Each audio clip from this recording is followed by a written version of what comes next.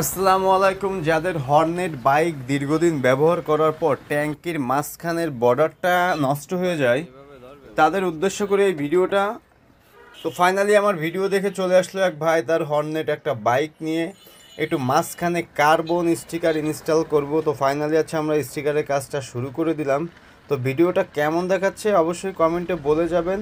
পরবর্তী ভিডিও পেতে আমার পেজটিতে ফলো দিয়ে পাশে থাকবেন। অনেকে আমার অ্যাড্রেসটা জানতে চান। আমার অ্যাড্রেসটা হচ্ছে বাগেরহাট জেলা, চিতলমারি থানা, চিতলমারি পল্লী বিদ্যুতের সাথে শাওন স্টিকার।